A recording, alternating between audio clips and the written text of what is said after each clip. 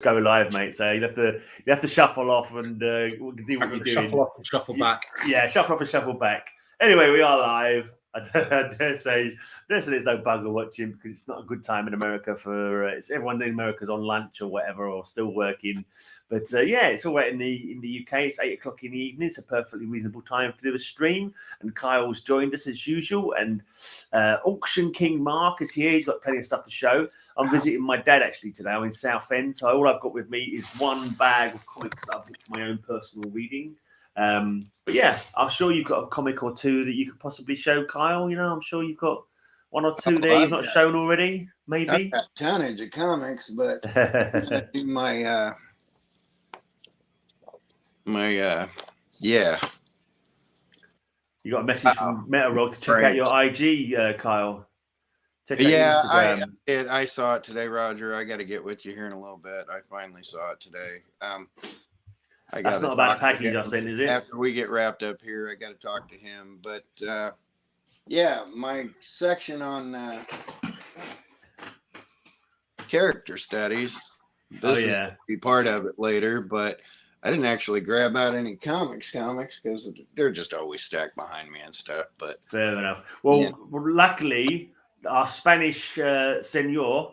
Or no, he's just come back from Spain, and he's opened about 1 million packages, and I'm sure you're going to give us like a sneak peek of your upcoming videos. Show us the best of what you've picked up. Yeah, so I did this auction that I actually did it before I went off to Spain.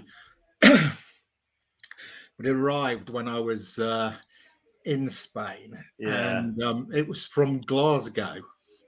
Okay. So, and there were 3 lots, and they're some of the best lots that I've. Can you show my screen?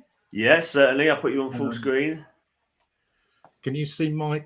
Can you see that lot there? No, sorry, no, I can't see anything. No. Have you shared a screen? You mean? Yeah. No, I can't see anything that you're showing. Only you sitting there. Can I share a screen? I'm not sure how it works, mate. Have you got a thing at the bottom for present? Yes, I have. Yeah. I never actually shared a screen, and everybody else it's a feed. I didn't realize it was a thing that people could do. I know I can share them, but I didn't realize you could do it. Nothing showing yet. Have you presented? I've got present share screen up. And click the screen you want to share. Yeah, done that. And then you should enter it, and it should pop up. No, it doesn't look like you've quite mastered the art yet. Doesn't like it. Does not compute. Well, I can share the screen and look at various things, but I don't think I can share anything you got. If you send me the pictures, I can share them. But okay, well, I'll talk it through. So anyway, there were 3 lots that I bought. Yeah.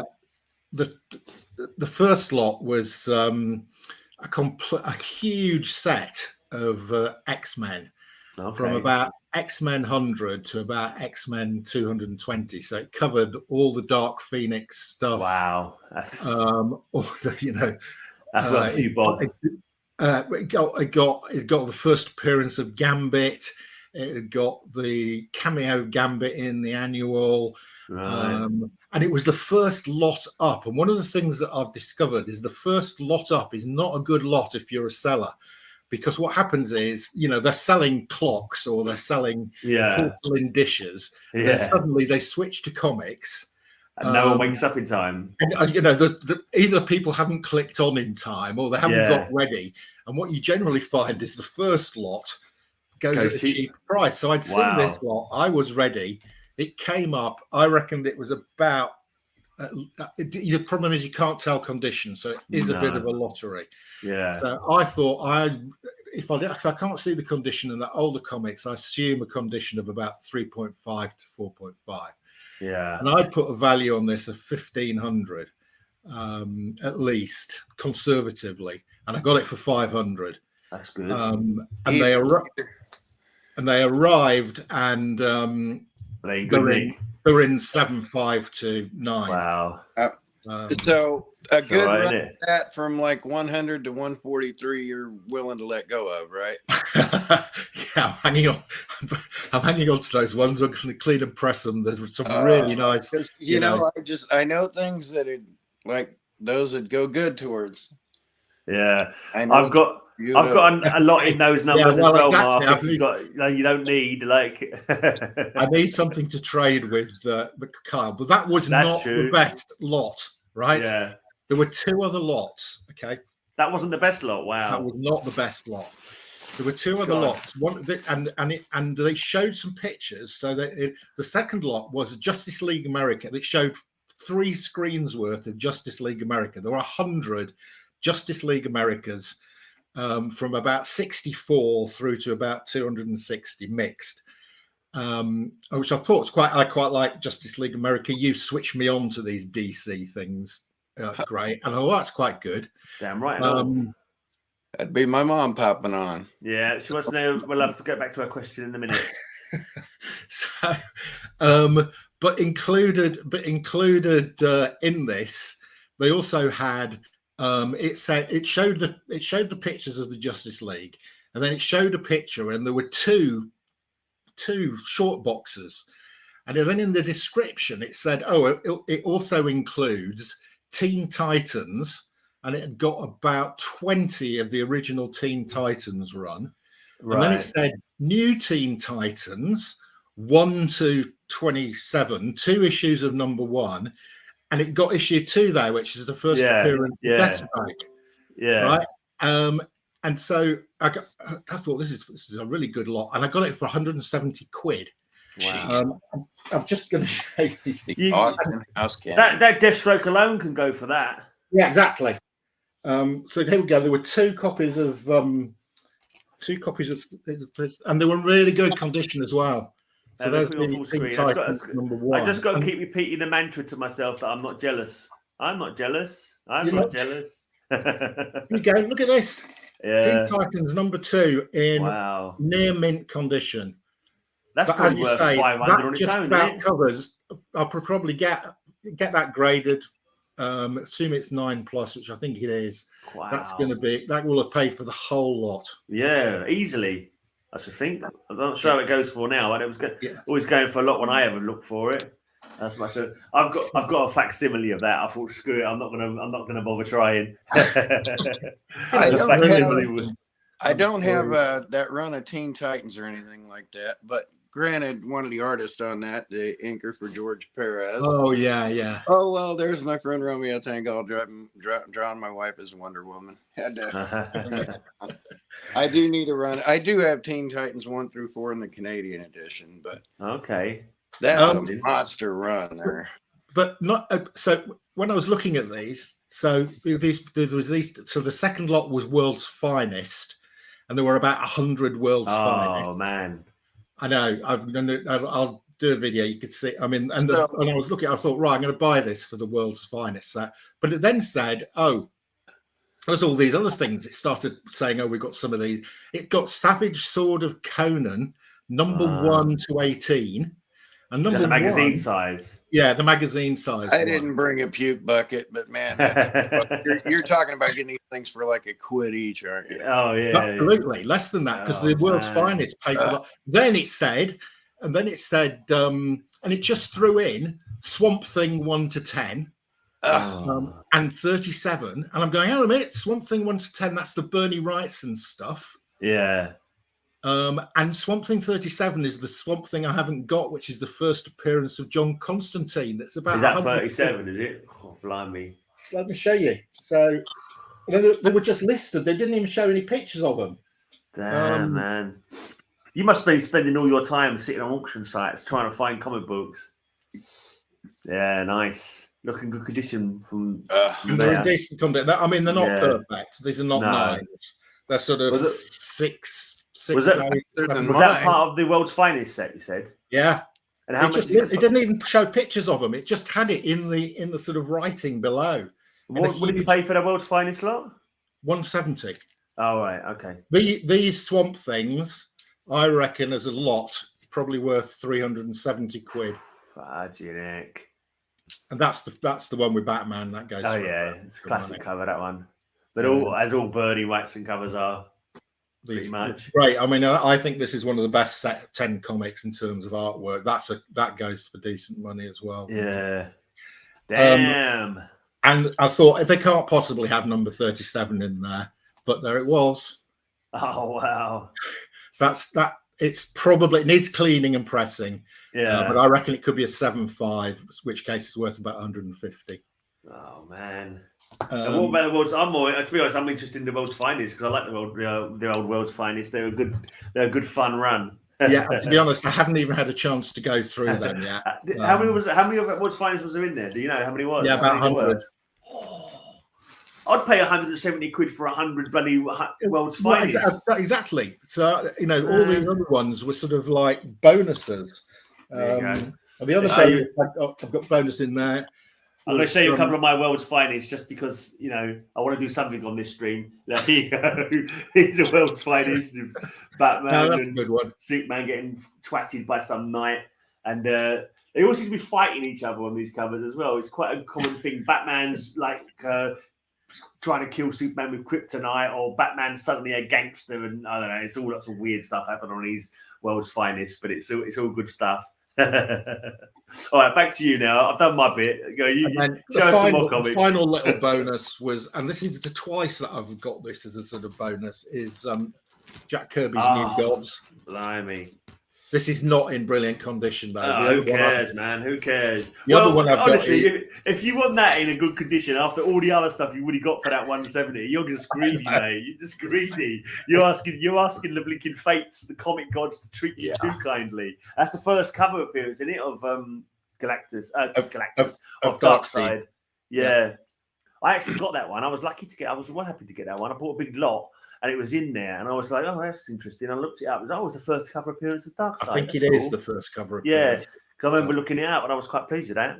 Yeah, no, it's only one of that. I haven't got these. I got number 1, but I hadn't got these 2 and 3. Yeah, it's one of those series that I never actually sort of bothered reading because I never sort of bought any. But the one that I did read, I quite enjoyed it. I thought it was quite a good read, actually. Yeah, but it's meant to be a good read.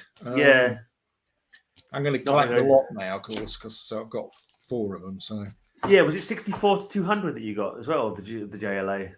Yeah, the JLAs was around 68 up to. There was a mix. There was runs of them, but there was between 68 and about 230, something like that. Oh, but it wasn't a complete run. No, it's not a complete run. Gappy. So are those X-Men Pence copies or American? They're a mix. They're a mix, Kyle. Yeah, they're not all valuable ones. List. You know, the Pence ones are much more valuable than the American Sense ones, of course, Kyle. Well, they're trying. They're trying.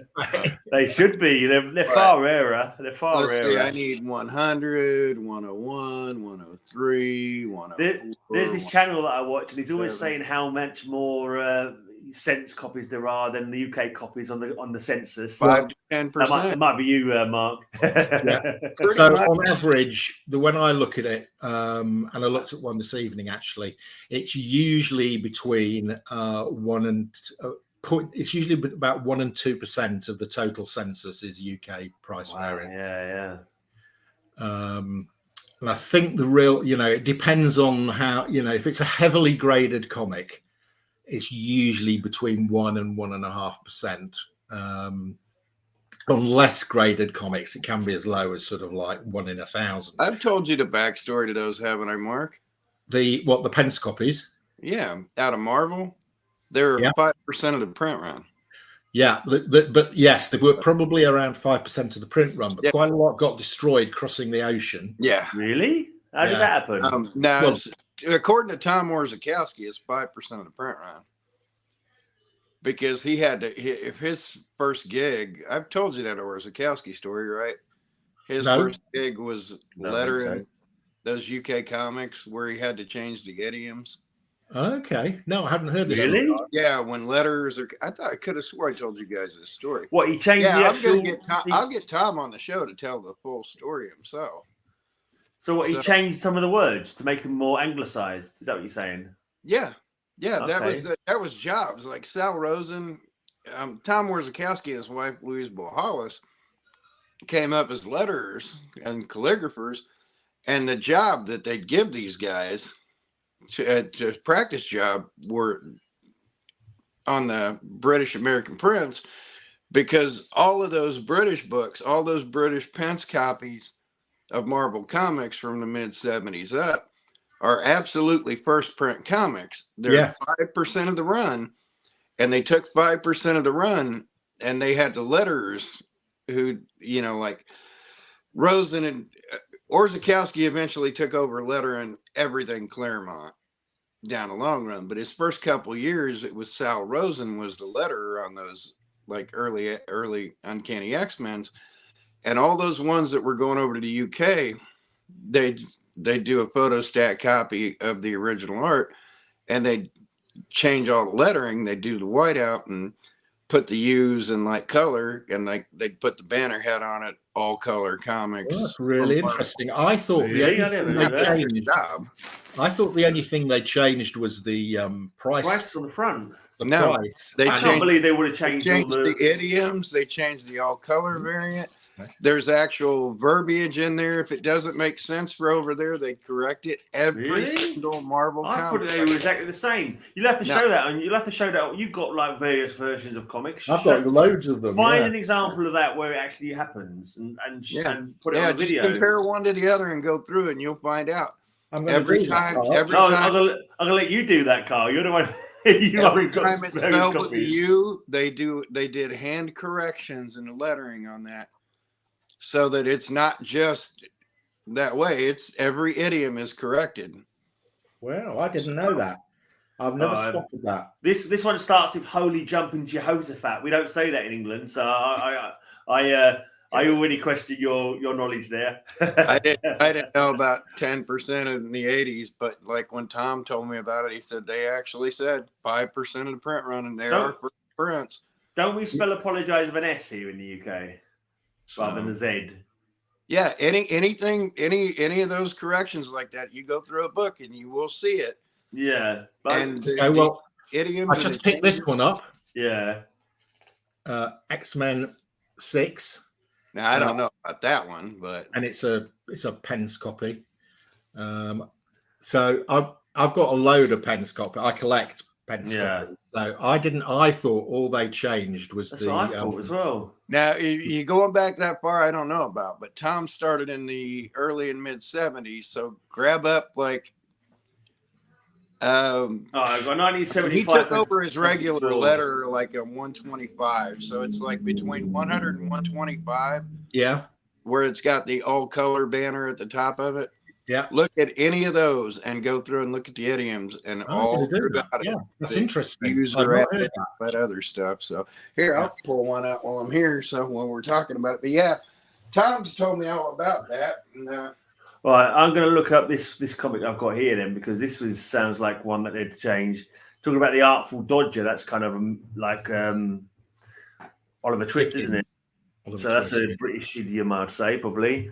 Let's see if there's. I'm going to look through this comic, see if there's any changes. Like these headers, stream, but never mind. Headers like this, any book that's got these headers on it, he works on.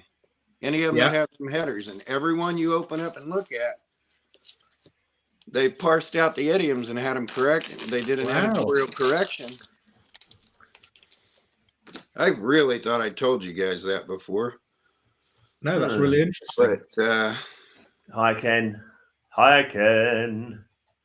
Yeah, that's kind of the blown my mind. It seems like a lot of work to go to be honest. You wouldn't have thought they would have bothered with that, because a lot of the idioms we kind of know anyway, didn't we? But they actually trained letterers. So like if the credit on the lettering, which again, the house guy was Joe Rosen. Yeah. Well, Joe Rosen's understudies were like Tom Orzechowski and things like that. And yeah, they changed the idioms in these. You just got to find one where it's spelled like anything spelled with a U. They didn't just change the header thing right there. Oh wow! Yeah, it says all color. Yeah, you're right. Yeah. Every time you see color, where's that on the cover? It says it color in English. Yeah. That's yeah, okay. I all those. Now, I don't know what they did in the 60s and things. Was it Kyle? Was that just on the cover they did that, or was it internally? No. They would train these letterers to go through, and they do an editorial change for all the idioms inside. Mine's the same, different. I've got Fantastic Four 164, and on my copy, which is 9 copy, it says Marvel All Color Comics, spelled with a U. But on the one I've seen online, it just says Marvel Comics Group. So it's got a completely different header on it. Does it have a pence on it, on the one that doesn't say all color? Yeah, no, Sense. The Sense copy that I'm looking at online says Fantastic Four Marvel Comics and Group. all of it. Yeah. And the Pence one says Marvel All Color Comics. Yeah, that's the difference in the American and the Pence. I really thought I told you guys this already. No. You ain't told us nothing, mate. You've been letting us down. You've been letting us, just idle along, not knowing. It's one of my passions, it's Kyle, is the UK price variant. So if you told me that, I definitely remembered it. Yeah. Yeah. You need to somewhere in here it's gonna pop up, but let's see. Did he? Yeah, by 120, Tom had taken over the book. So by 120, Tom had fully taken over the book. But for the earlier issues, when he was Rosen's understudy, that would be their job, was to parse idioms.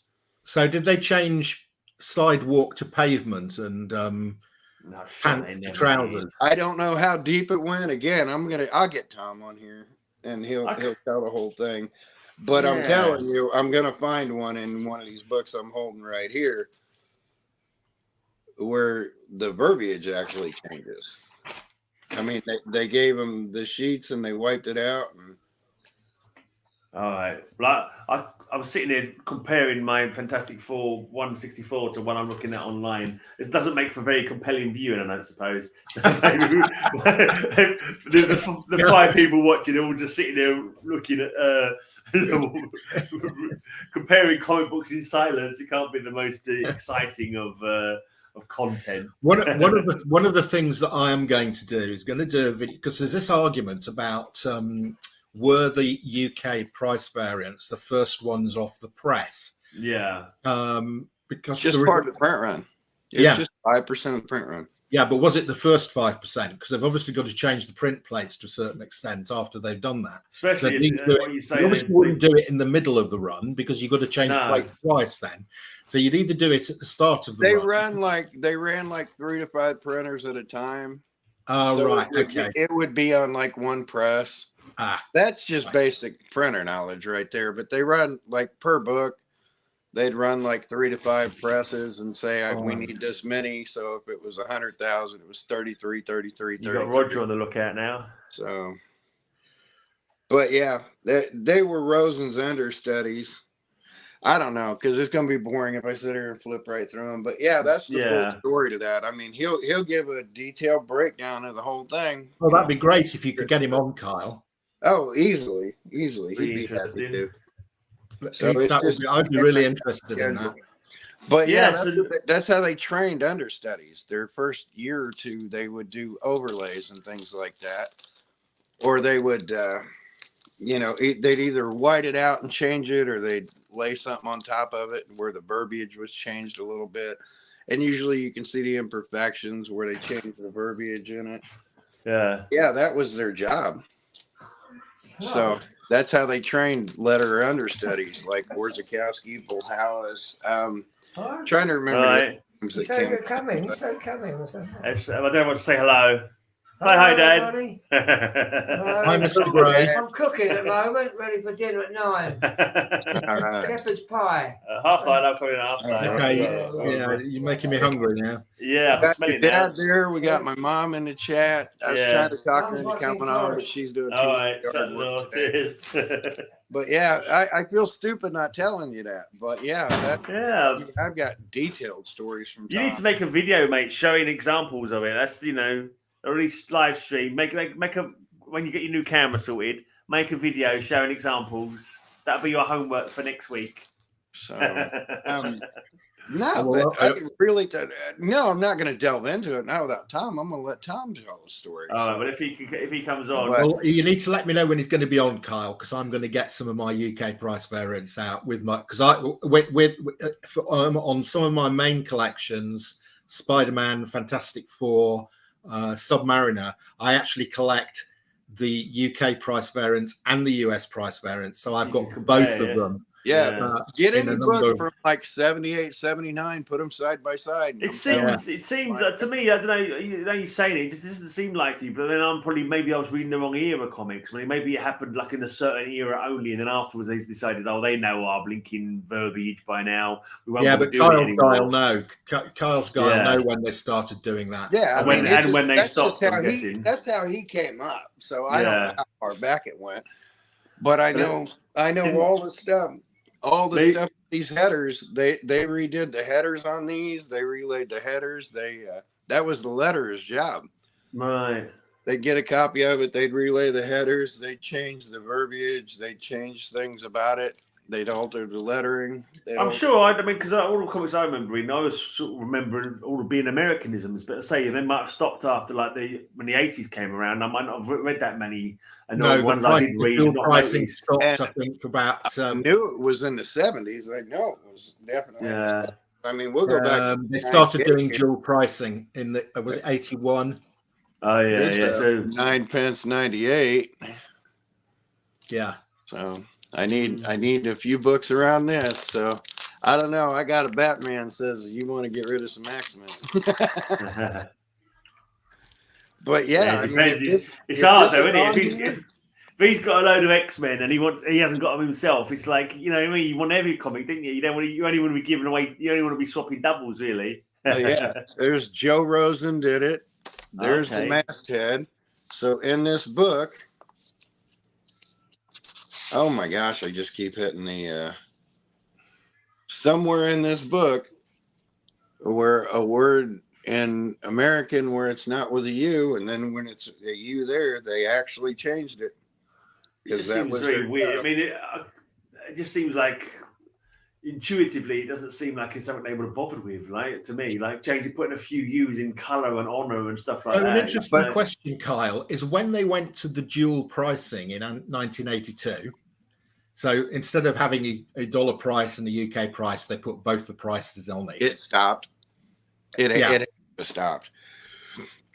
But yeah, this is how they trained the up and coming letterers. They wouldn't give them a full book. No, they give them books to correct the idioms. They'd put them with an editor who was familiar with the language and say, okay, you got to change these, review these, change this to that, and do it well. And yeah, I mean, he's got a whole story on that. His first year of working was nothing but this. Wow. No. It just seems like a job unnecessary, really. You know what I mean? But it's a good training point. Yeah, I can understand them doing it as a training ground. Train somebody. You can't. Yeah, but I can't. It seems like an extra wage to be paying for something that the kids in the UK probably wouldn't have cared about. You know what I mean? We'd all understand that you Americans can't spell properly, and we would have given you allowances for that. We would have said, they can't help it. They took the English language and they made it easier so they could spell and stuff. And we just appreciate, and we'd work it out ourselves. Yeah, I'm gonna find one of these in here. I am gonna find one of these in here. You got any more interesting auction? Classic Wolverine image. Yeah, cool.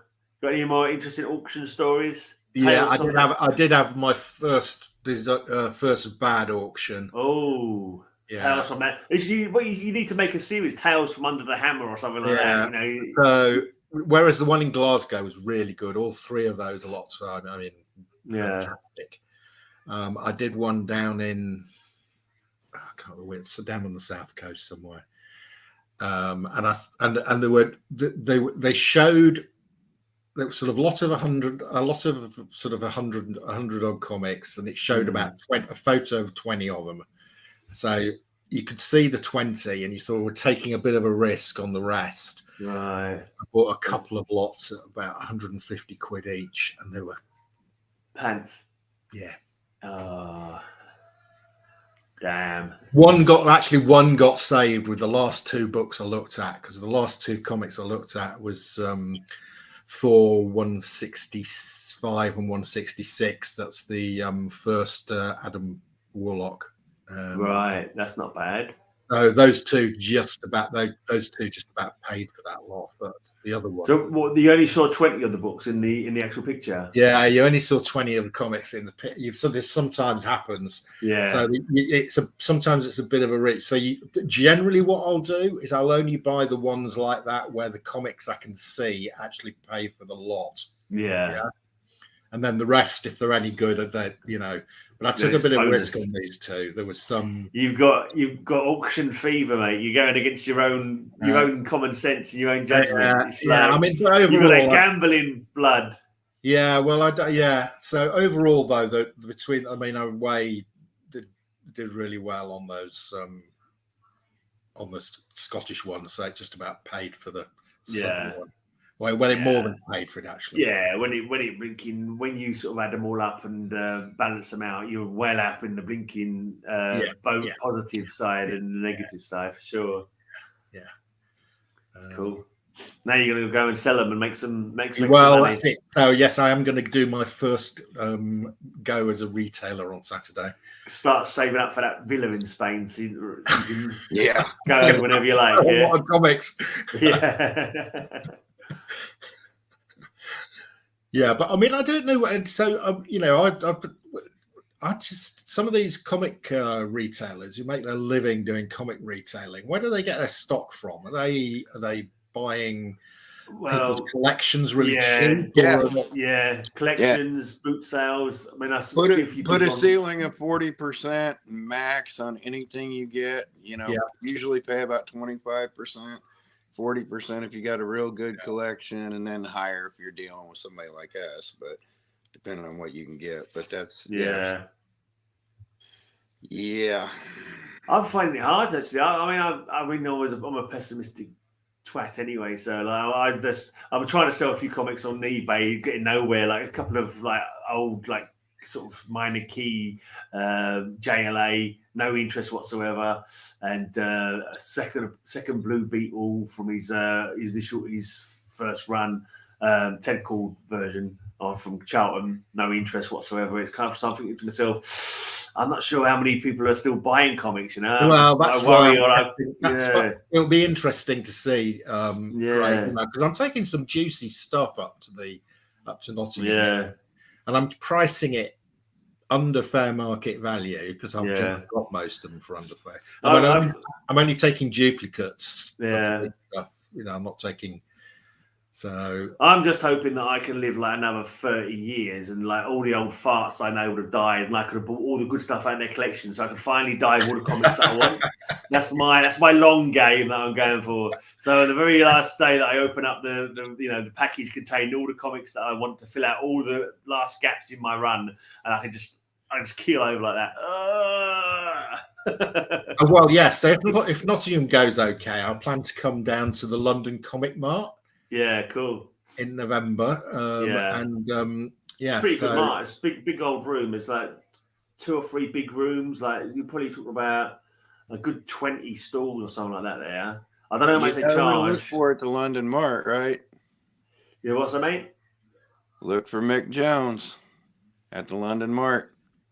Mick Jones is a comic book nerd. I wouldn't know what he looked like. So is that the guy from The Clash? That's the guy from The Clash. Tall, lanky, skinny comic book nerd like us hangs out at the London Mart. There was, do you know Michael McIntyre, the comedian, Mark? Yeah. He was at the London Comic Mart a couple of months back. Was he? Okay. Yeah.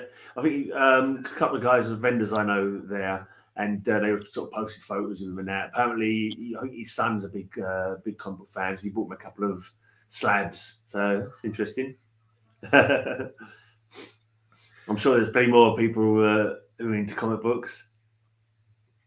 I know what's his face used to be Jonathan Ross used to be. Yeah, Jonathan Ross used to be. I don't know if he still is. Ross is a huge collector. I mean, he got to go hang out with Steve Ditko.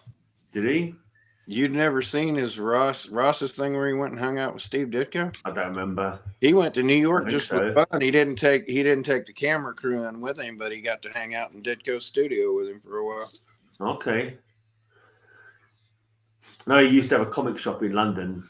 He used to be next door to this big record shop I used to go to all the time, but that didn't last very long. Yeah, I think I went to it. Yeah. Yeah. It's called Top 10 Comics or something like that. I can't remember now.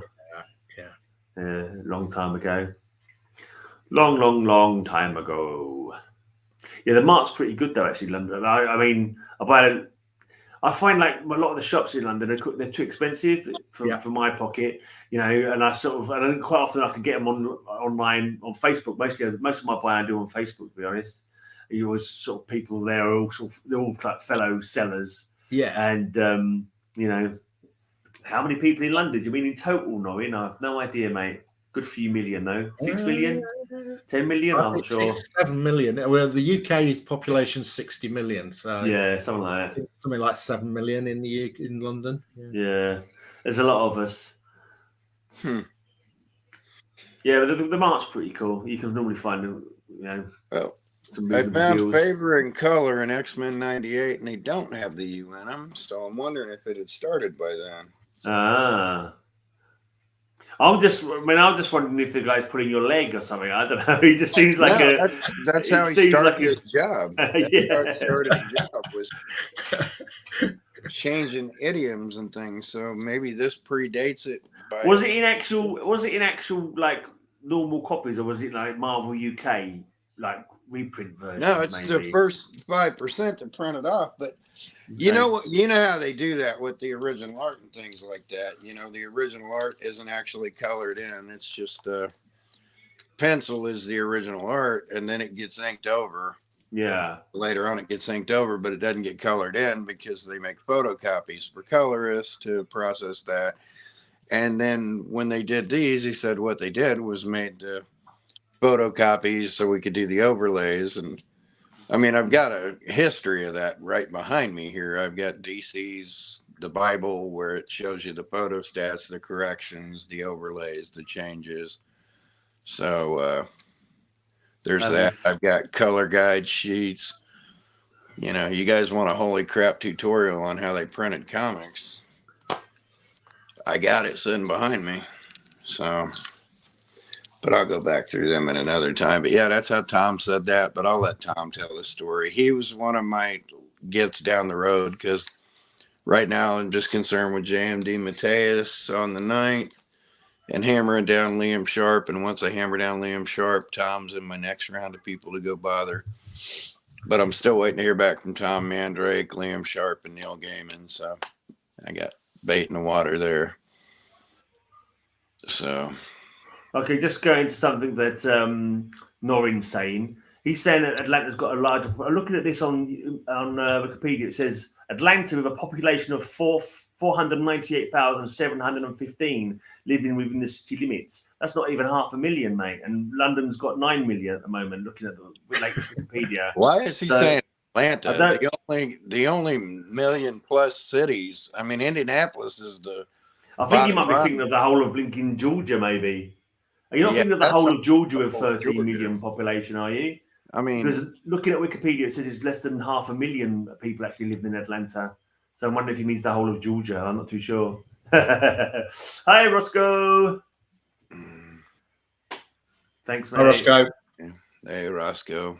And Peter's in here, and Peter was in here, and my mom. I'm only going by what Wikipedia says, mate. I don't know if it's true or not. Wikipedia can be wrong sometimes. I don't know. We got onto the subject. It have to be significantly wrong, wouldn't it? Yeah, I don't. I mean, I'm pretty sure I'd heard that London was one of the most biggest cities, isn't it? I mean, there are more populous ones, but it's not the most. But I'm sure it's like in the top 20. I would have thought the most populated cities. I don't think it is. No, let's have a look. Let's have a look.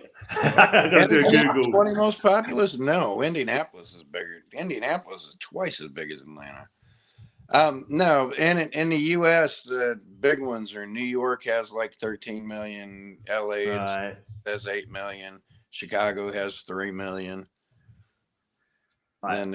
But anyway, I've got no D on my bloody keyboard. I'll just put where Quo's Langquan rank in the. So see if I can find a link for that. So 100 largest. No, that's no good. World's largest cities ranked. Right. Apparently, it says Tokyo, Jakarta, New York, Seoul, Manila, Mumbai, Sao Paulo, Mexico City, Delhi, Osaka, Cairo, Kolkata, Los Angeles, Shanghai, Moscow, Beijing, Buenos Aires, Guangzhou, Shenzhen, Istanbul, Rio de Janeiro, Paris, Karachi, Nagoya, Chicago, Lagos, and then London. So we're number 27. So we're outside. Right, we're not in the top 20. We're not in the top 20. You are correct, mate. I was only doing it as a pure hunch. I really had no idea. Okay, so it's 5 million. The Atlanta. I don't know what I was reading it on Wikipedia. It said like 498 something or other. There are not 5 million people in the Atlanta metropolitan area. You're counting counties. Let's have a look. You're counting counties. Right, Atlanta is the capital and most populous city of the U.S. state of Georgia. It lies primarily within Fulton County, which serves as county seat, with about 10% of the city living within neighboring DeKalb County. With a population of 498,715 living within the city limits, it is the 8th most populous city in the southeast and 38th most populous city in the United States. I know what it is. It's 5 million in the Atlanta metropolitan area when they're voting for Trump. Oh, there you go. Yeah, let's not go there, mate. That's a good way. That's a good way to lose the 4 people we've already got. I live in the Indianapolis suburbs on a technicality. I live right on the city line, but even if they count the suburbs around it, Indianapolis barely cracks 1 million. Atlanta's the same way. They don't. That's why you've all got such big houses there, because you've got plenty of bloody room to build on. We got pokey little blinking huts really in the UK, probably even smaller in London.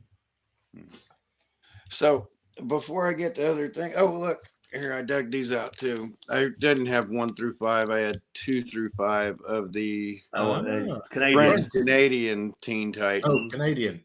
The French Canadian variations. Oh, nice. Yeah. But these are now those are printed in Canada, aren't they? These, because they change a lot about those. This will get Gray's attention. En français. Legion of Superheroes #1, which obviously is like Superboy 257. Right, yeah, because it changed over name, didn't it? There's the first 5 issues of that.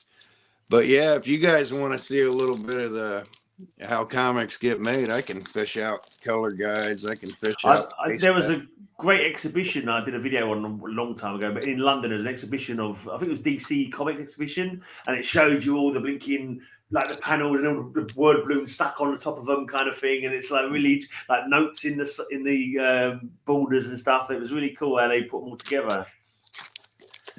One of the things that was a bit odd in Spain, because I wanted to get some Spanish back issues. Yeah.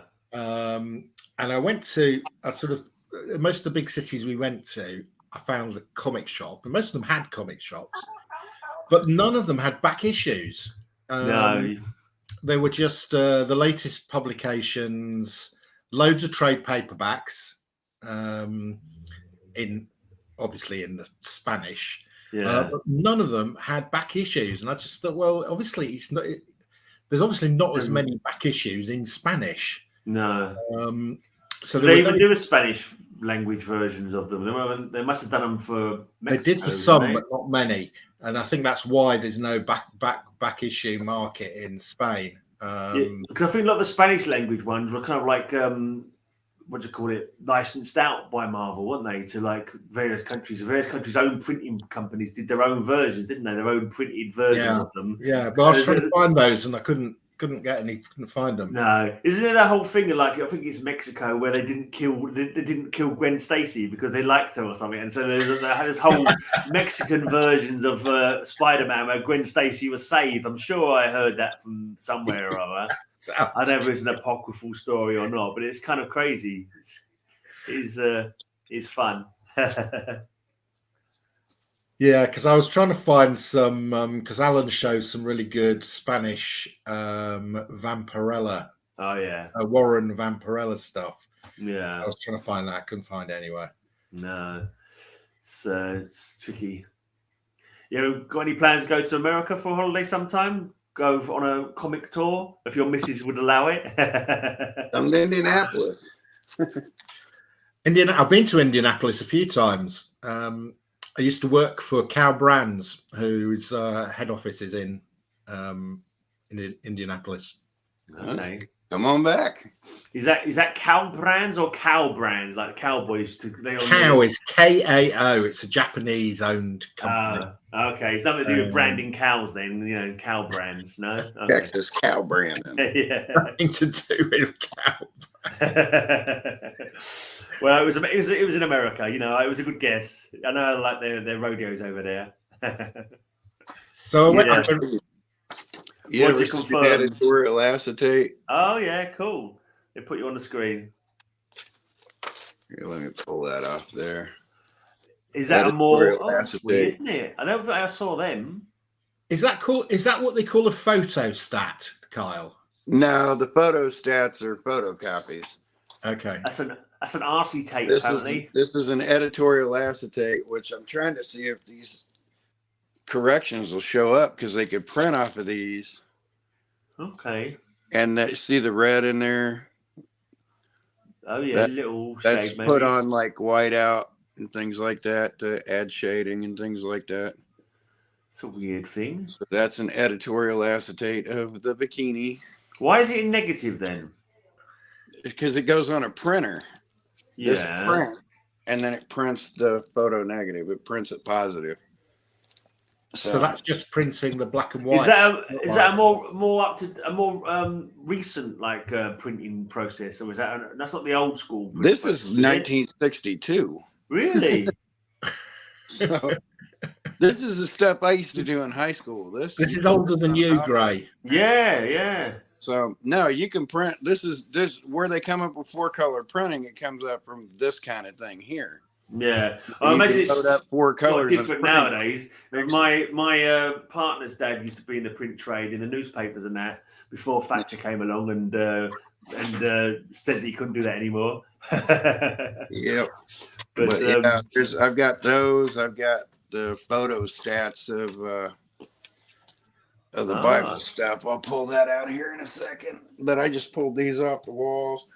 Here's an editorial correction page. Yeah, Jackson's right. What? Acetate. Yeah. Yeah. Carl's always showing his acetate on his channel. That's an approval page that says yes, the hands are correct. You did it right. This can go. Any idea what story that is? What comic? It's ACG. Oh yeah. The Menace of Magic. I don't see many of them around, but every time I see them, they got quite. I buy one if I see them. It's the American Comics Group. I think this is issue like 158 of this. Do you see many of them, Mark? I see one. I see them in Alan Class actually, because Alan Class had the right to reprint American Comic Group. Right. So I don't see them as American Comic Group, but I do see them reprinted in Alan Class. They got some sort of funky old stories, isn't they? They do, yeah. Yeah, quite Forbidden Worlds. Yeah, that's right, Roger. I think I've got a couple of the Forbidden Worlds.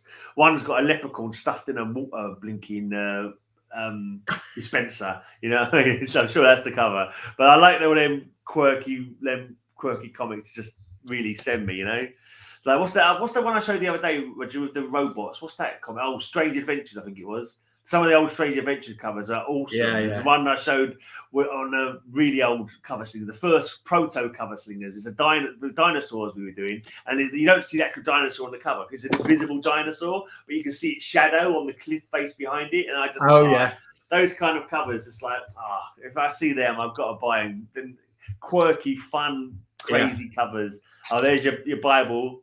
There's photo stats with editorial corrections in them. This is your old. Oh, I was always led to believe that when you picked up a Bible, it burst into flames, Kyle. So I'm surprised to see you be able to read it. You would think. But yeah, Carmine Infantino writing editorial corrections on these photo stats. Yeah. So that they didn't have to put it on the original art, and even though they put the error corrections on these, because these are the rough layouts. Yeah. But the only time they wrote on the original art is if you made a big mistake. Kind of like when they showed the wasp boobs on the original art that I got, and they said, "Nope, we got to talk." That's never a mistake. Wasp boobs? Well, I imagine they were quite small. He was just ahead of his time. Yeah. Yeah. A minus AAA cup or something like that, probably. But yeah, and then Did you say you was trading that one with someone? I'm sure you told me you were trading that with someone or looking to trade that with someone.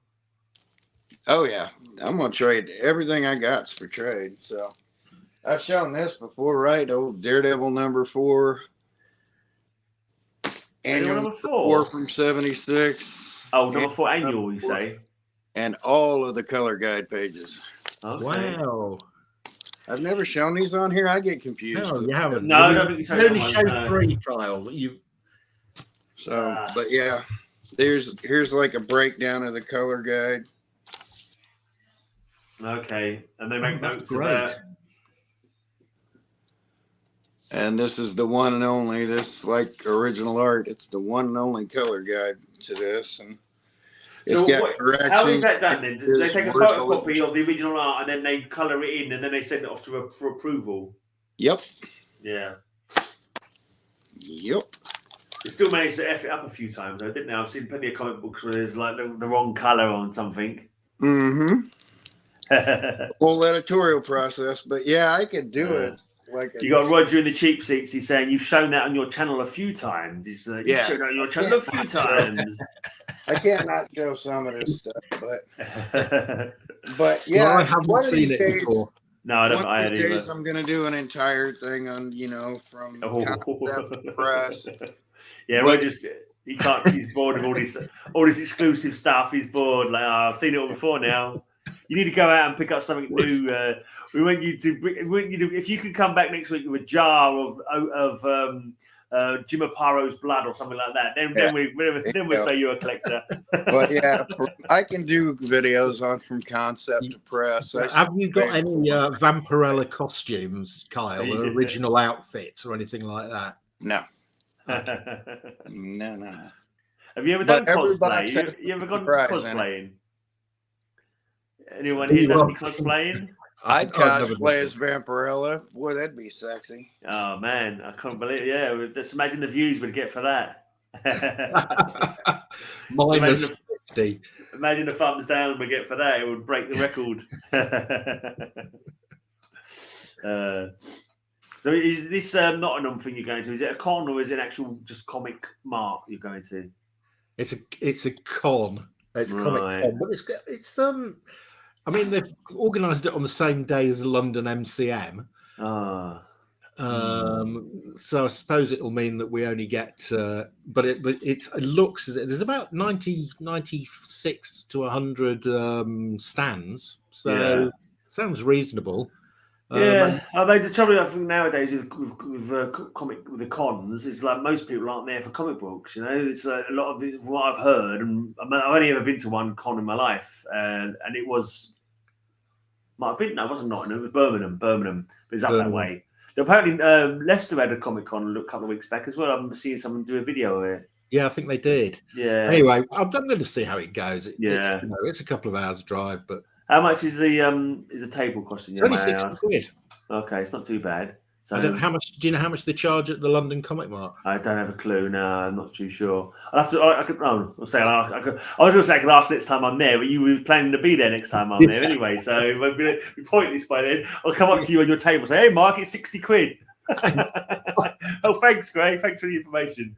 Really timely. Hey, Mark, do you like underground comics? I do. Yeah, I do. I've got a few. Oh, you're gonna love next week. Because I got a box coming from Montreal, and Montreal Johnny will be coming on. We just brokered a big deal on a lot of underground comics. Wow. Filth. Yeah, I do. Filth. I'm a big fan. I've got a big Bob Robert Crumb fan. And, I don't allow filth on my channel. Actually, you have to send it all to me first for approval. One of the first things that appealed to me about yourself was I saw you on Cover Slingers and you were showing Furry Freak Brothers. Yeah. So I thought, okay, this guy's all right. And my buddy just got a first print of that. That could be used to, actually. I got a second print, but my buddy just got a first print of that. Impossible to find. I can't find a first print anywhere. I could probably negotiate a deal where you can get a first print. I've got a third print, I think, and a fourth print. I've got a second print of Furry Freak Brothers. I've got the first British printing of like 1 through 5. Yeah. Of whoever did that there. So. No filth, just potty mouths. Shocking. Lots of filth. Filth is You got a favourite? I don't know. I'm going off on a tangent here. Rather boring question. Have you got a favourite character you collect, Mark? So my probably it's the Namor. Oh yeah, that's right. I remember you saying it before, actually. Yeah. Because I know Kyle rather likes Wonder Man, and that's one of his favourites. I know. Yeah, he does. Yeah, it's an interesting one. I can never. My mind is crap, and I can never come up with a favourite. I mean, I was always early on. I was Batman. Yeah, and I still collect Batman, but I've moved a bit to Namor in the last couple of years. I quite like it because he was the first original. He was the first superhero, I think. Yeah, yeah, well, he was a villain.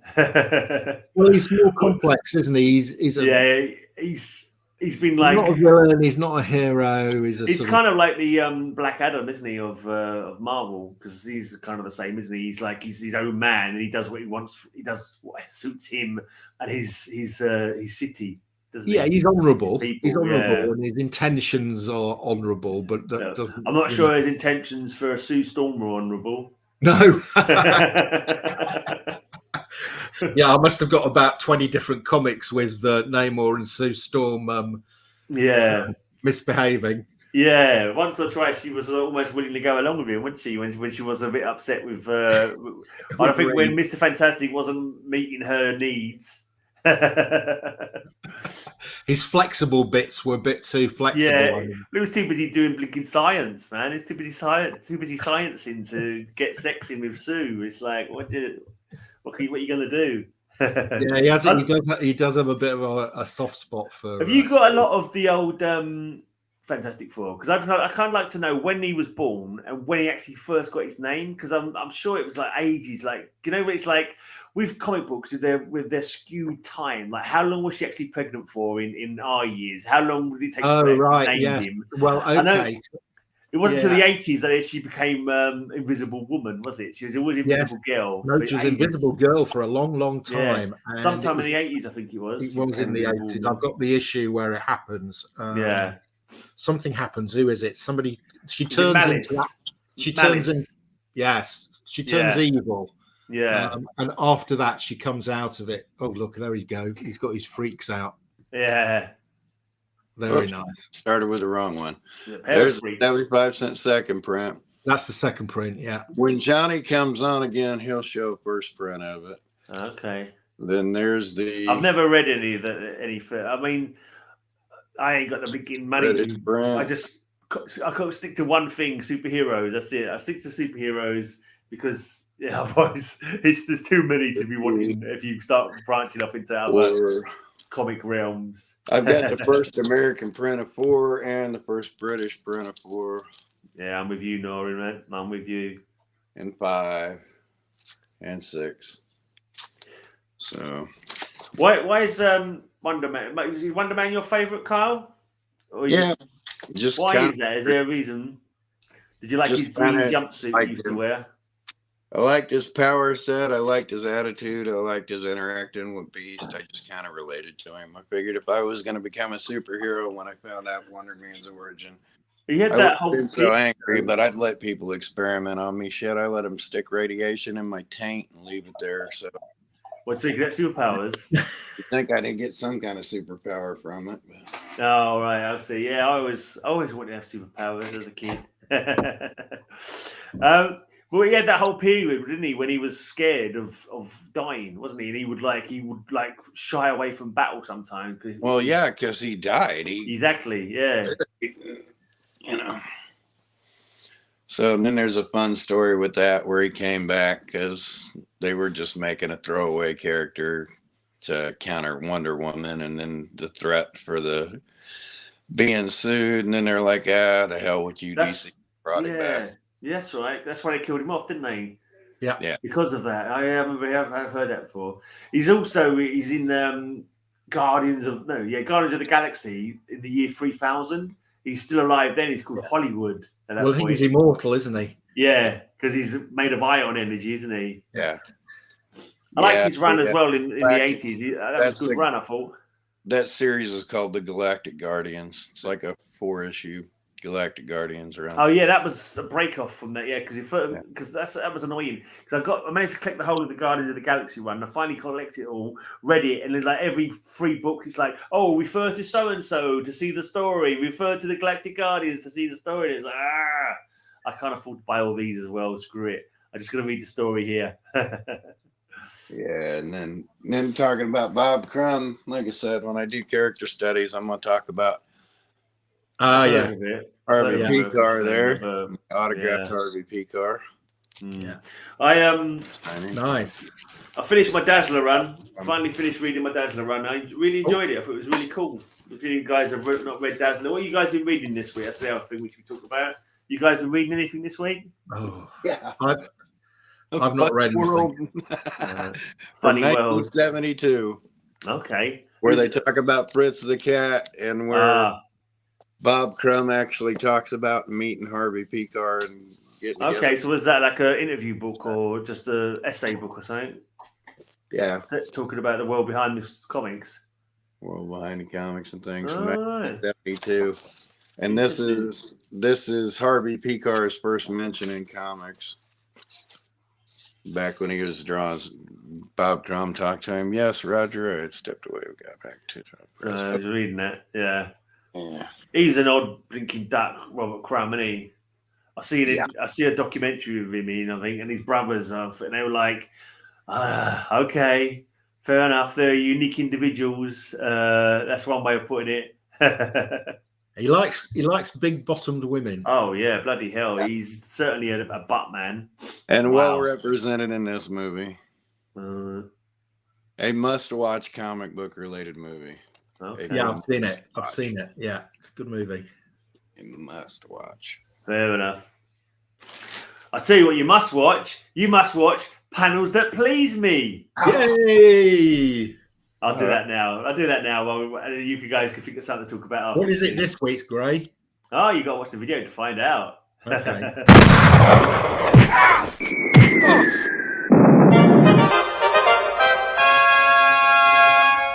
Panels That Please Me. For this week's Panels That Please Me, I want to show a couple of panels that sort of pay tribute to other elements of pop culture. The first is a nod to cult British comedy show Monty Python's Flying Circus. In Series 2, which first aired in 1970, Graham Chapman, in a ridiculous fake nose, plays a very silly character indeed named Raymond Luxury Yacht. He says it's pronounced Throat Warbler Mangrove. 10 years later, in August 1980, in Iron Man 140, we see Tony Stark on holiday with Rhodey and his girlfriend Bethany McCabe. Whilst relaxing fishing for marlin, we see the name of his luxury yacht is Throat Warbler Mangrove. The second reference is taken from The Hitchhiker's Guide to the Galaxy. Based on an earlier radio show, the first book of the poorly titled trilogy came out in 1979, introducing us to a number of strange characters and alien races. Amongst its comedic conceits is the usefulness of a towel for the active hitchhiker.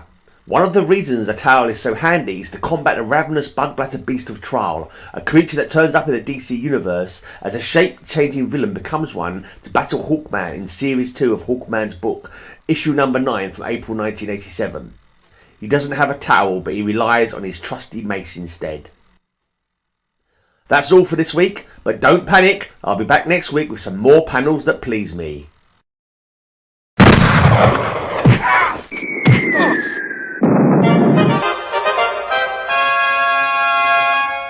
Panels that please me.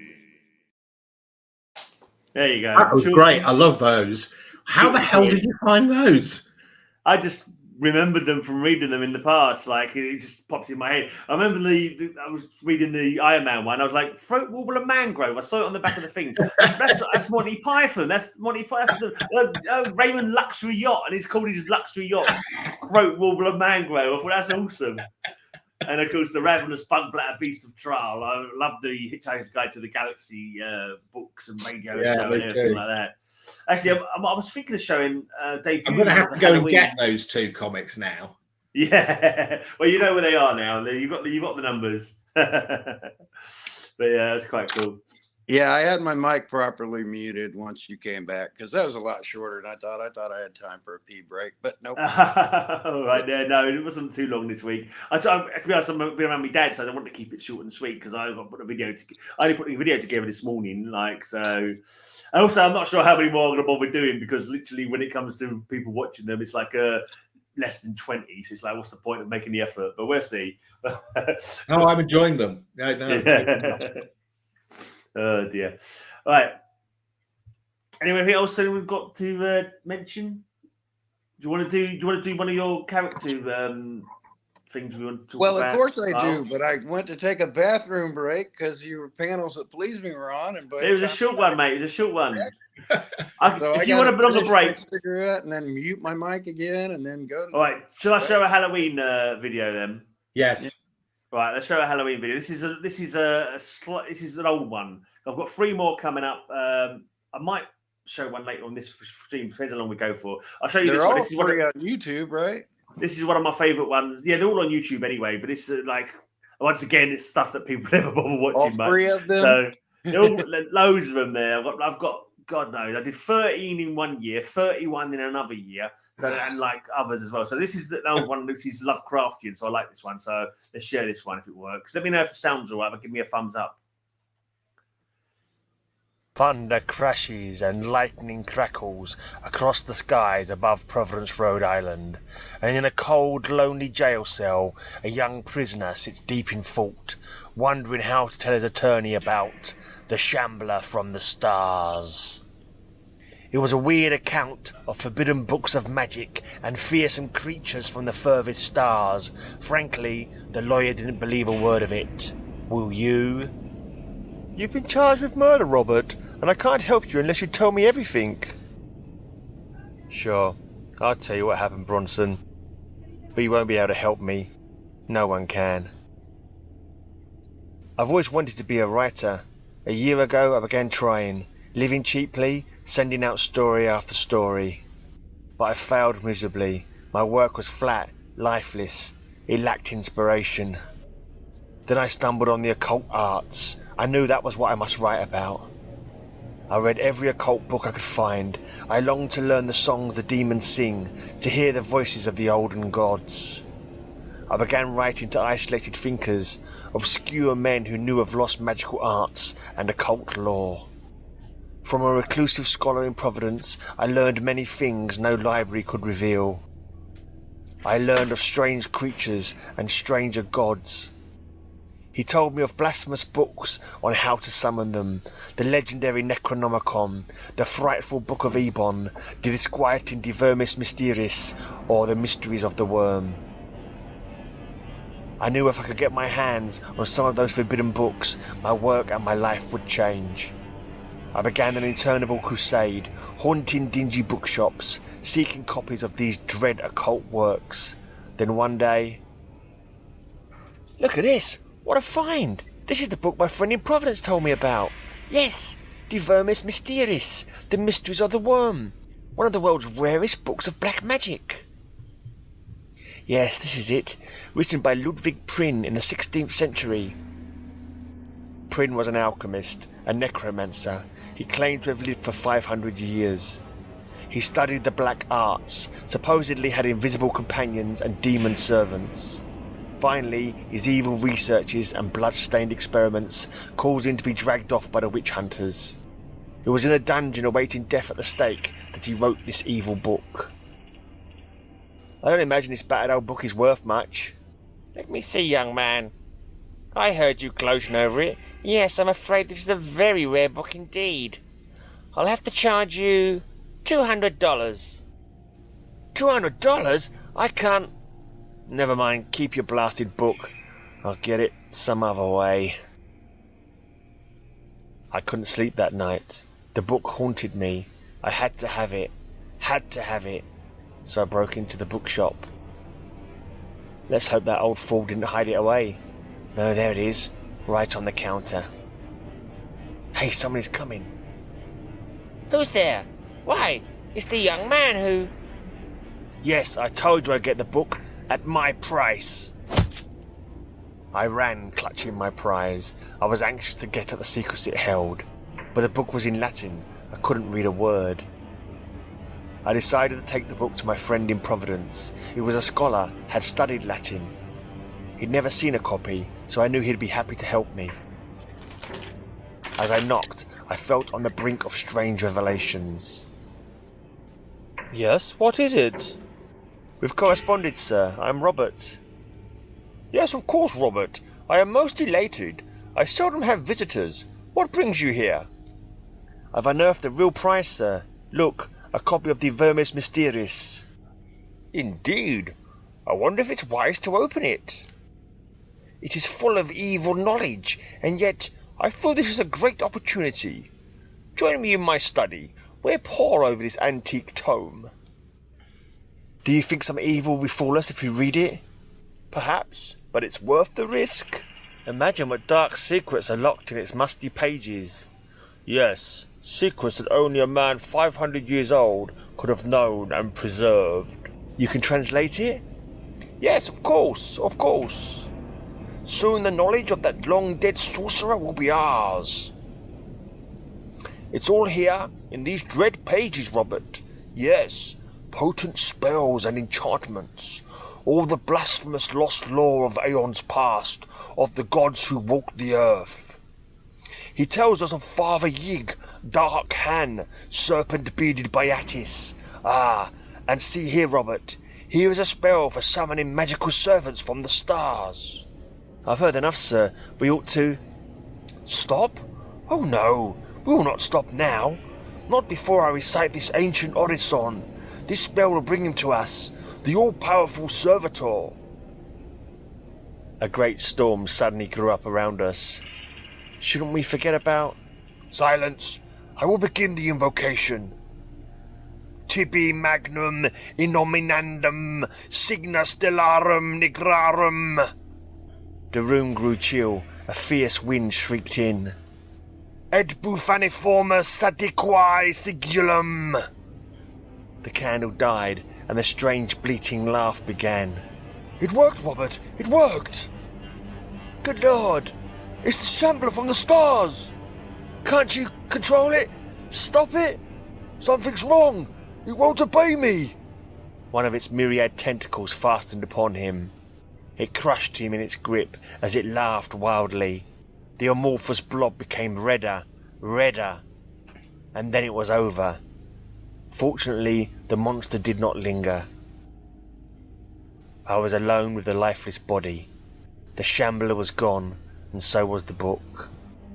I knew I must burn everything, destroy every trace of its visit. Gotta get away from here. Hold it, stop right there, kid. Suddenly, I knew it was no use running. You see, Bronson, I realized I'll see the shambler again. He will return soon, without being summoned. He will return for me. Yes, well, I'm glad you told me this, Bob. I've got a good idea now how to plead your case. Just relax and don't worry. I'm beyond worrying. It's too late for worrying. Much too late. And so it is.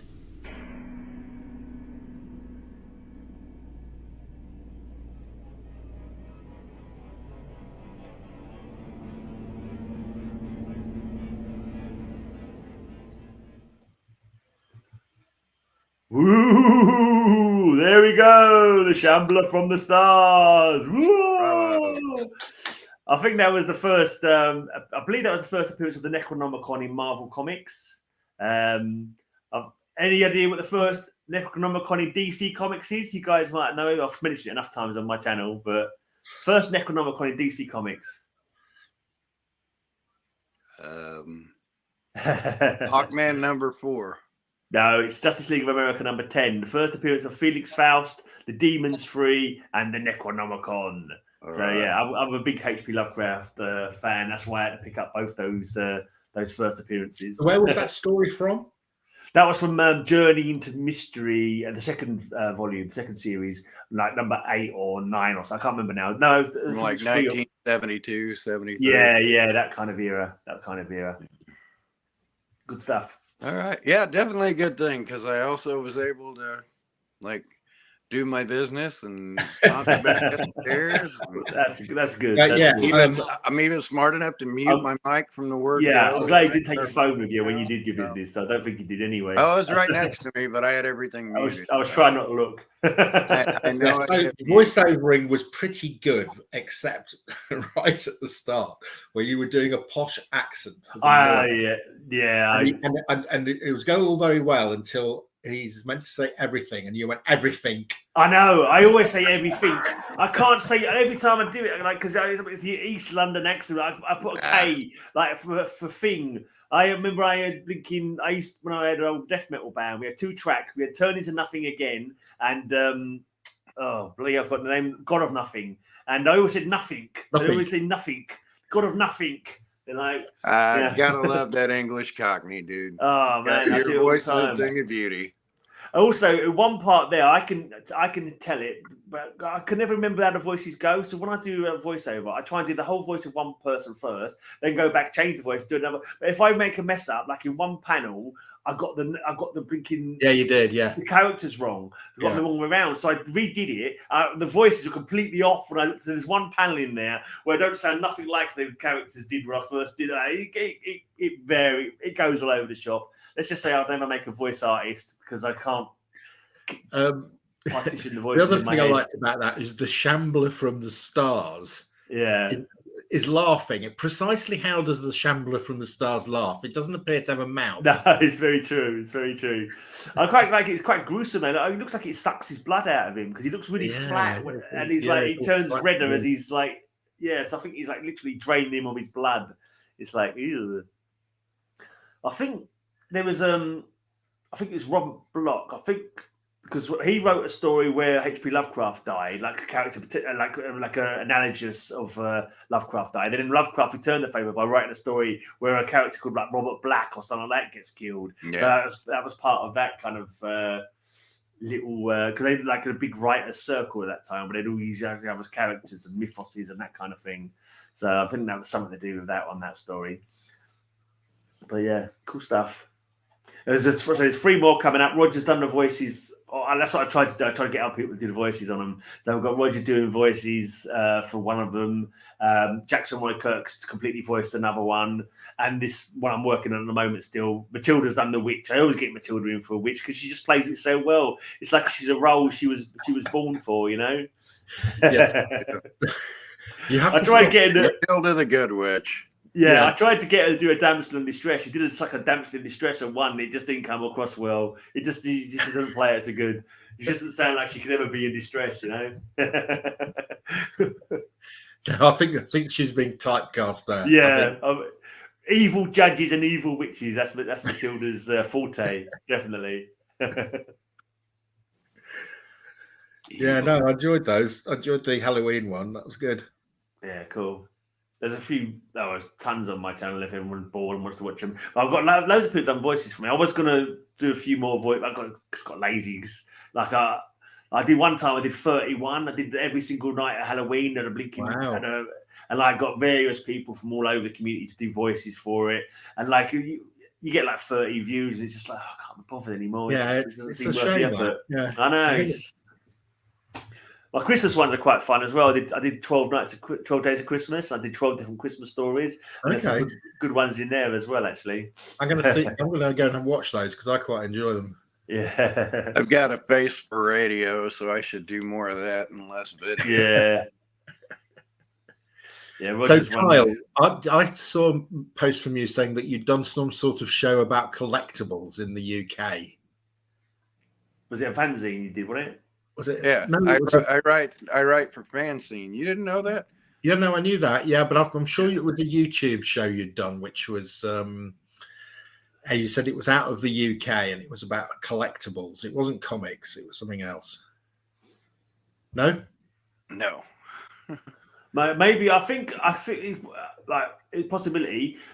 Simple Simon in Australia, he does a show, collectible show and tell something like that. And I remember making a comment once saying you should get Kyle to come on here.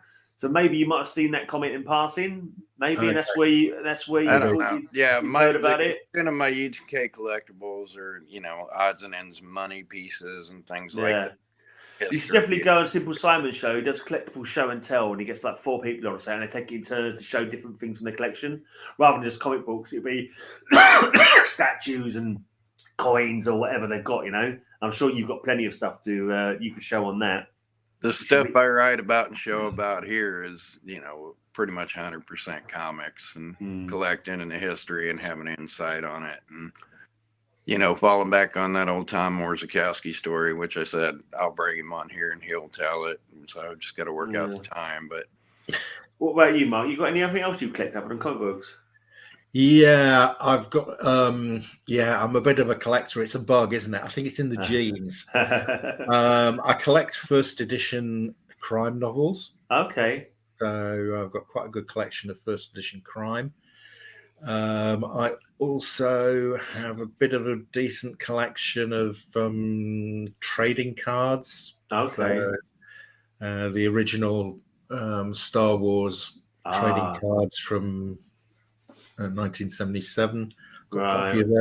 And I occasionally collect Marvel trading cards. I'm not, I'd only buy them cheap. Yeah. Because some of them just went completely crazy 18 months ago or something. Yeah, I heard people talking a lot about them. But wasn't that a flash in the pan? Yeah, it was a flash. It was completely ridiculous because they were worth. There's a grade. It's like the sports cards thing, so you can get them graded, and people were manipulating the market. So they were going on and saying, "Oh, I've got this 1982 Black Panther." It's the first appearance of Black Panther in Marvel trading cards, and I've got a 9.8, and it's the only 9.8 on the system. And they said, I'm going to charge, and they put it up for $1,000, and then somebody buys it for $1,000, and nobody's ever paid more than $10 for this card. And then, of course, everybody then starts trying to get their Black Panthers graded. Yeah. And the price just went like this, which completely was just market manipulation, and people were shilling the market. So, if I've got, let's say I go off and get 10 Black Panther cards, which are worth nothing, and I go and get them all graded and get the top grade for them. So what I do is I take one and I get my mate to buy it for $1,000. Yeah. So it's now set a market price of $1,000. Yeah. So my mate buys it for $1,000. I give him the $1,000. He buys it. And now it's established a price of $1,000. And then when we take a second one, we put it up there, and I give my mate $2,000, and he buys the second one for $2,000. And then I put the third one up, and I wait for some mug to come along and pay $3,000 for it. Yeah. And you lose that on fees, though, wouldn't you? On eBay, you lose that on eBay fees. There was huge, possibly, but no, because these things that you paid $50 for them, you've only got to sell one for $3,000 or $4,000, and you've covered all your costs, haven't you? Yeah, maybe. Got a question or potential question from someone I've never seen before. So I've asked told them, I have a question. I've not seen their channel before though, so I don't know if it's a random spammer. That's enough spamming now, Barack, or we'll have to kick you out. About an Avon. Nice. Beating out the bones. First. Here you go. Here's a question, Kyle. Are you single? No, he's not. He says you're No. hot. Someone says you're hot. All right. Well, thank you. How about some first edition Jean-Paul Sartre? Oh, All that's right. nice. Le Mort dans la Mer. Oh gosh. And then my favorite first print paperback I have, Creative Destroyer. Remo Williams, #1. First print. I'm a big Remo Williams reader. Yeah, I don't over there. I anything. grabbed something else. You ever seen a Pepsi can when they first went to cans? Nope. No, me either. That's a 1959 Pepsi can. All right. Yeah. Unopened, Interesting. Unopened. but empty. Yeah. How much is that worth? I have no idea. Yeah, exactly. These things you just don't know sometimes, do you? I'm selling some dinky cars at the moment. I've been trying to sell some stuff for what it is my partner. She does some cleaning for an old fella. He's in his mid-90s now, and he wants to get rid of some stuff. So I've been trying to sell some stuff for him on eBay, and he's had a load of old dinky toys, all bashed out. Yeah. But some of them, look at them. If they've been in boxes, they're like, Matt, it's like, wow, like 200 quid if it was in a box still. It's like crazy. But a lot of people love watching them, and like, but then they never make any bids. I think there's loads of people who've also got dinky cars they want to try and get rid of. I think I sold one for 4 quid, and that was about it. Yeah, when I go and watch these auctions, Gray, there's the huge numbers of these toys. Yeah. Cars and it goes on for, there's 200 lots. Oh, wait a minute. What's Yeah. that? My favorite toy that I've recently unboxed. Who is it? Andy Kaufman. Oh, from when he was doing the wrestling. Kaufman wrestling figure. Yeah, I should have realized that. Yeah. I unboxed it just for fun. But For some reason, I think I was looking at his head. I thought it was the guy from The Evil Dead. I thought it was what's his face, Bruce Campbell from Evil Dead for a minute. Andy Kaufman. All right, he's not really a comedian, and we really got into much over here. I don't think. Do you, Mark? Never really know much about him at all. I heard of him, but I don't. Did you see? I don't know if you saw on Facebook, Max. You see, someone was posting around in some of the groups that they've got a grading and slabbing service for British comics now, like the old Beanos and stuff like that. So people were sharing like slabbed Beanos. Really? I've never seen a Beano. Yeah. No, I don't know if that was a hoax or something, but people who were posting it seemed to be like genuine. It's a thing they're doing now. Well, Silver Acre Comics, the guy there does slabbing, doesn't he? Does he? Yeah, I think he does. Yeah, but it's his own company kind of thing. Yeah. No. Yeah. So it wouldn't be wouldn't be worth an awful lot on the open market then, because people only trust CGC mostly, don't they? Yeah, CGC, CBCS, yeah. CGC, whatever. Yeah. Oh well. Yeah, there's no. I mean, it's a pain because they're just having grading services in the US. It's just. Yeah. I don't think. I mean, maybe one day if I ever want to sell something that I think's worth some money, I might get it graded first to ensure it gets a good price. But it's not something. It's just, to me, it's if I've got 50 quid for, I'll buy some more comics with it. Well, yeah, it's crazy. That's all I do. If you don't send it premium, it takes a year to get it back. Yeah, and premium, it's $80, which, given the exchange rate, that's about 60, 70 quid now. I know, it's a lot of money, and then I can't understand how they like charge a percentage of the value or something like that, don't they? If it's like a valuable book, they will charge a percentage of it. Oh, it's a really valuable one, yes. And that to me just seems like a complete bloody rip-off. I mean, it doesn't make it any harder for them to blinking grade it, does it? It's just a way of them to get more money out of you. They arbitrarily decide it's worth this much. You've got to give us X percent of it, for us to actually grade it. It's ridiculous. But yeah, never mind. It is what it is, I suppose. So I'm just glad I don't bother with it. So, Kyle, what are you up to this week? Well, I had a rather odd epiphany after the C3 stuff with the cancer things, and I thought, well, what better character or character study to do than cancer comics, and how I've known about it long before I dealt with it. I'm 3 years into my cancer. Hi, handsome. He's all big. Greg was all. I thought you a big screen. I thought you were going to show you some of your books. You can do your I character am study. about to. You just screen on me, and I'm staring you right in the eye. It's just taken but a moment. Of course, I understand it, mate. Mark's the same. But no, I thought, sure we could look into death, and death is a character, and then I thought, well, why not cancer specifically?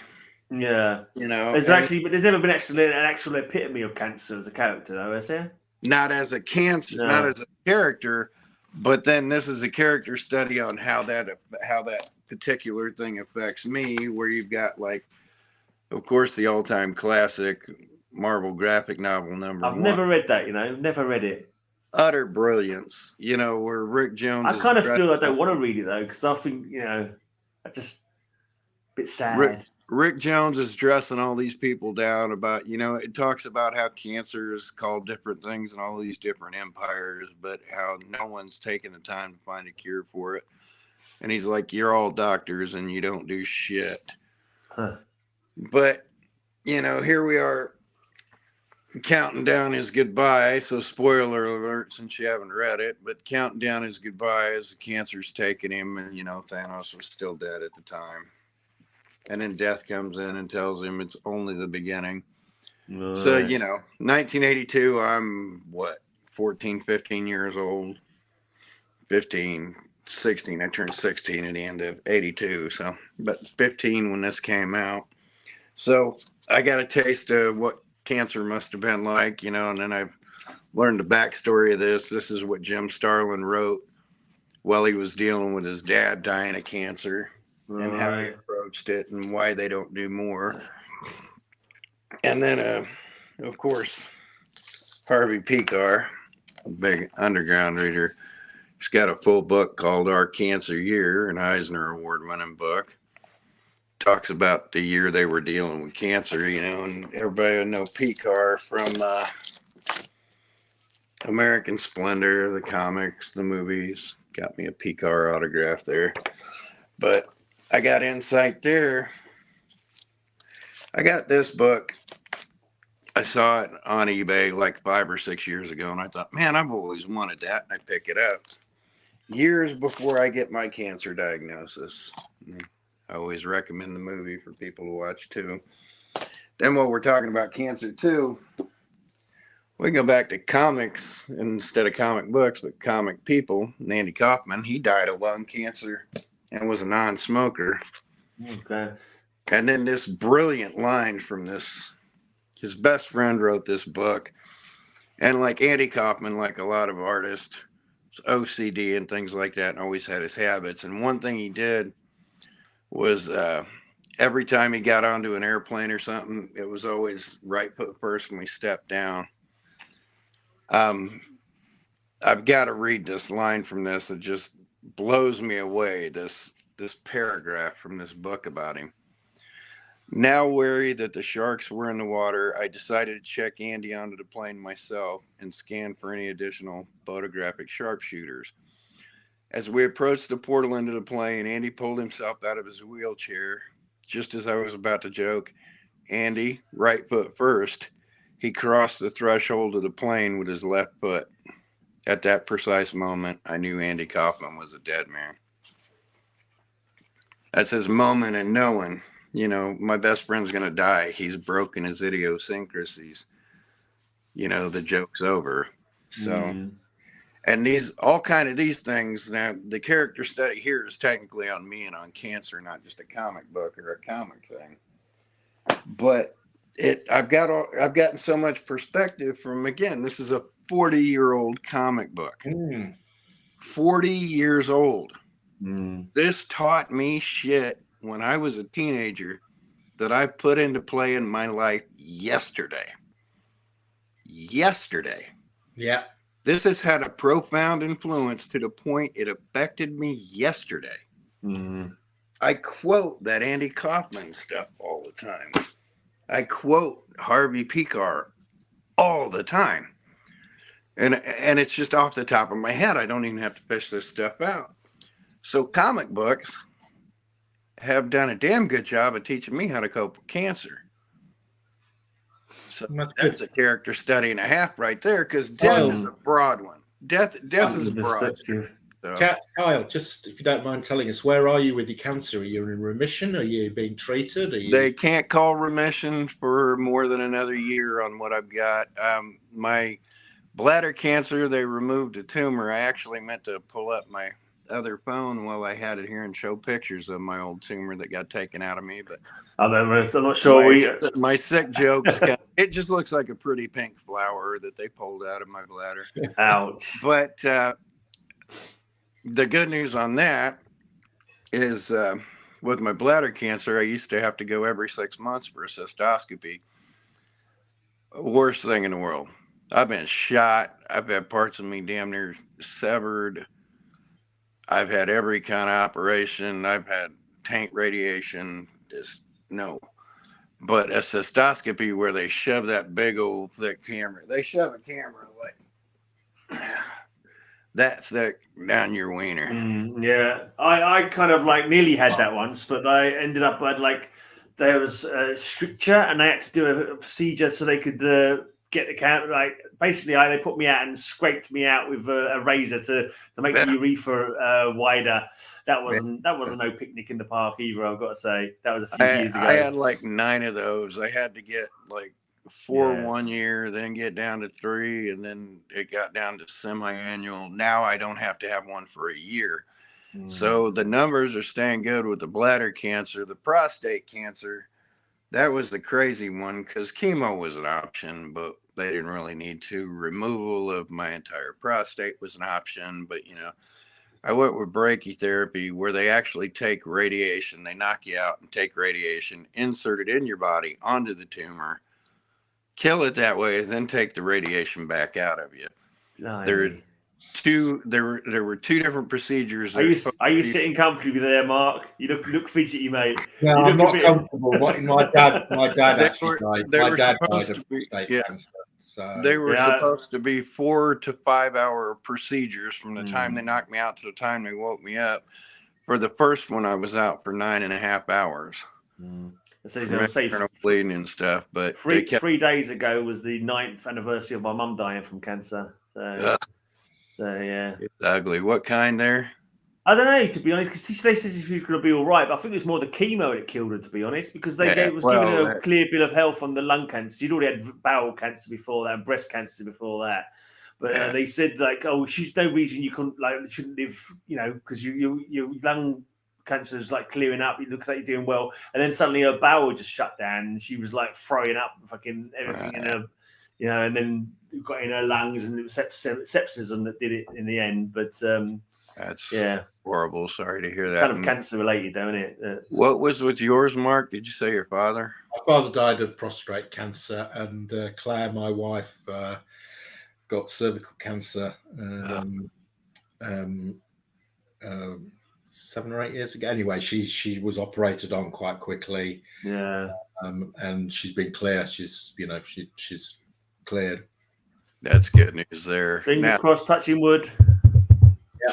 Since you're familiar with prostate, and you'll be all kind of familiar with how I'm dealing with this.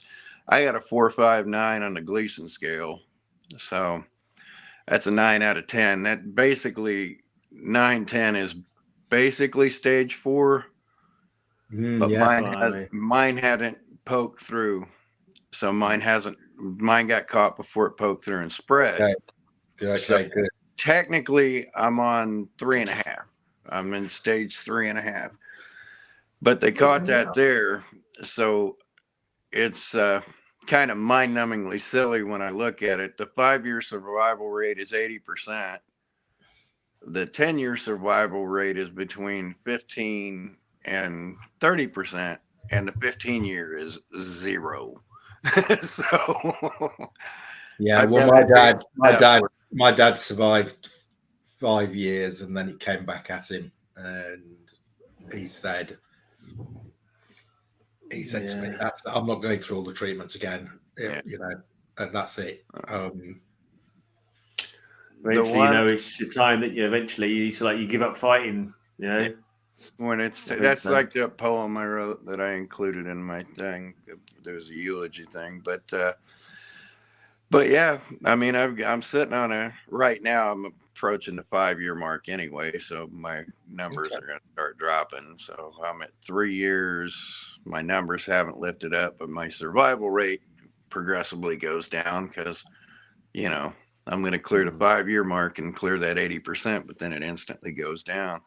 But they caught it. It's aggressive, but they caught it early enough so they could stay on top of it. And like I said, they actually took radiation, and there's no subtle way to put it. They went into my taint with needles and inserted radiation directly onto these things. Because when they checked one side, it was zeros all the way down.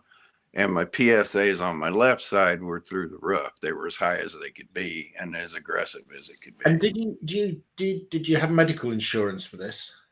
Oh. Great medical insurance, but it doesn't matter because there's never got enough medical insurance in America. Yeah, they cover like 70% of what I did, but 70% still. I got outstanding bills for like $2,500, $3,000, and then other ones adding up. Every time I go, they add up, and that's just 15% of my bills. Mm-hmm. But they believe in medically bankrupting people in America. Yeah, but listen, I'm gonna have to put an end to because my dad wants to come in the front room, so I need to put an end to it a bit early. Yeah, tonight. no, it's time for you to get your shepherd's pie, mate. I've exactly got to have my shepherd's pie as well. I'll be home next week, so we 2 hours. We gotta end on something funny instead of somber. Yeah. Oh my god. We still never got around to doing. We still haven't got around to showing any of my comic books, like from my boxes. That was my original idea for having this, and we haven't done the facts that will whatever with these facts overall. We haven't got around to doing that. We'll get around to it one day, and maybe we'll get some more guests in sometime. Do you want me to see if Alan do you want to see if Alan wants to join next week? Yeah, we're free next week. When's JM Matisse the week after? And he's the week after, and I've got a standing invite. I got a standing invite with Hillary. He was going to try and maybe pop in a day, but he didn't. It was a maybe. Well, I've got 10 people on this. I'm paying for the blinking StreamYard now, so let's make it worthwhile by getting a few people on. Not my mom will eventually come on to show off pictures and embarrass the hell out of me. That's the way we want to do it. That's the way to do it. Yeah, get your mom on to do some of her poems, Kyle. I'll enjoy that. There you go. Oh, that would be truly wretched and beautiful. No, not German shepherd's pie. Wretched and beautiful. Oh, German shepherd's pie. Best of luck to you, Jackson Whitekirk. Good luck, Jackson. Sorry, I got this all somber shit. Yeah, I had an idea for, character studies. Now I got to come back with a more positive one next week. Well, there's like so many different factions in there. I mean, he's not happy to go lucky one time. Life is confusing. What happened? What's happened there? I'm suddenly being echoed. Right, I'm going to send it here then because I've gone crazy. Carl's messed it up again. Wasn't me. I can't. Your screen's gone blank, so you must have opened another window or something. You don't matter. We'll be good next week. Okay. Bye, everyone. Bye.